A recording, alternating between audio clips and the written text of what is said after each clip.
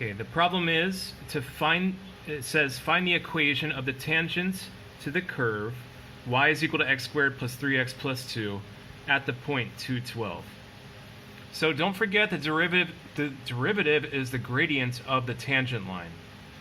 So I went ahead and differentiated this and found this. This is the derivative.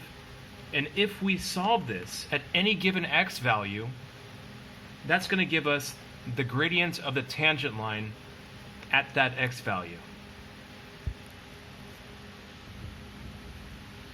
But they gave us a point. We have an x value right here. So we can use 2, and we can determine that the gradient is 7.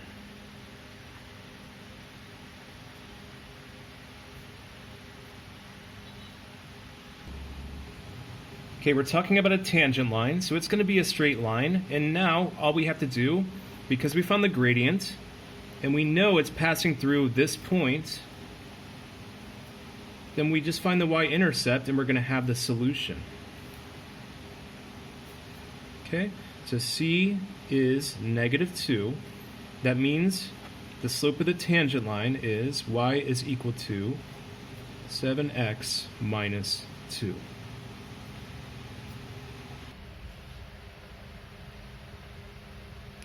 Okay, so a curve has the equation y is equal to 16 over x minus 4 square root of x, a perpendicular line to the tangent at point 4, -4 meets the y-axis at point P.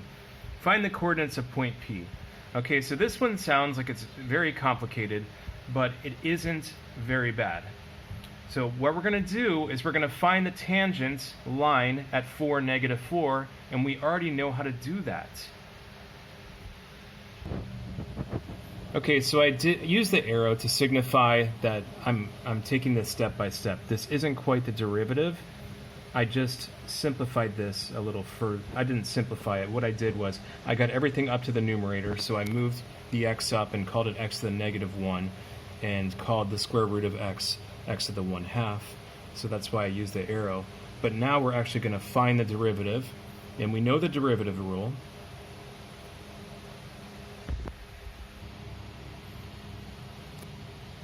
So we're in the process. I subtracted 1 from each exponent, and then I multiplied each coefficient by the exponent or the index, if you're going to speak in Cambridge with Cambridge terminology.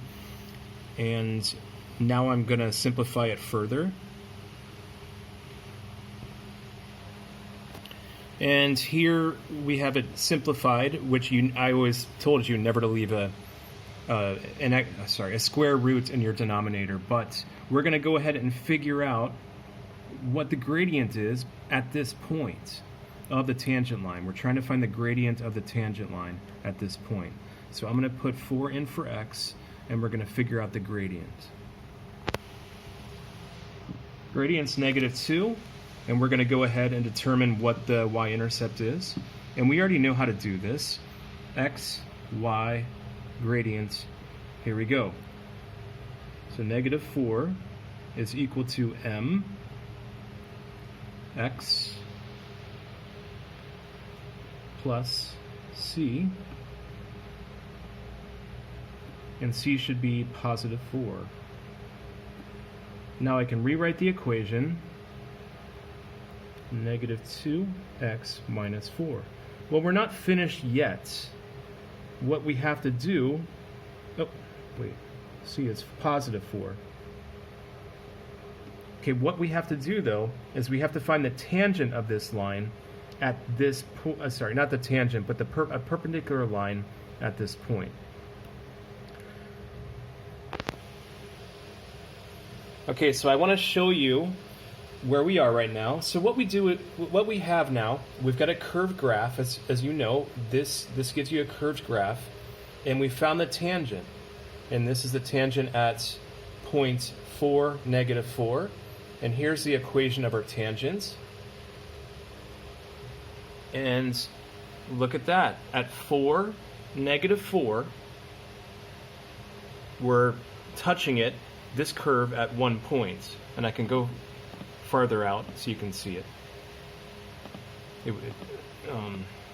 So we can go further in so you can see it.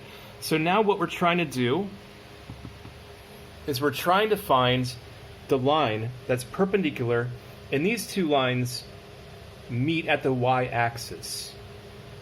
So remember the relationship of perpendicular lines and their gradients and how they differ. Okay, so now I had to start a new page, but we've progressed to this point. So all we have to do is figure out where a line that's perpendicular to this line meets at the y-axis. So remember, the gradient of a perpendicular line is going to do exactly the opposite of what this gradient is causing the first line to do. So that means our gradient of a perpendicular line is going to be the negative inverse. Change the sign, switch the numerator and denominator, and now we know that if you're on the y-axis, your value for x is 0. Okay, and it's going through 4, -4. So we can easily figure this out. We know our gradient is 1/2, the negative inverse. So 4, -1/2. 4 is our x, plus c is equal to -1/4. Oh, sorry, -4. Made a little error there. Please disregard. So we get -2 here, and we find out that c is equal to -6. So that means y is equal to 1/2 x minus 6. And that's the equation of the line that passes point P through the y-axis. Okay, so if we're on the y-axis, it's passing through -6, 1, 2, 3, 4, 5, 6, and has a gradient of 1/2. So it's going to be something like this. And that means if you're on the y-axis, and point P is on the y-axis, and if you're there, your x value is 0. They want to know what point P is the original question. So -6 is your y value, and we just found point P. And here is our new line that's perpendicular. It's passing the y-axis at -6, as you can see. It's perpendicular to our tangent line that is hitting the curve at 4, -4.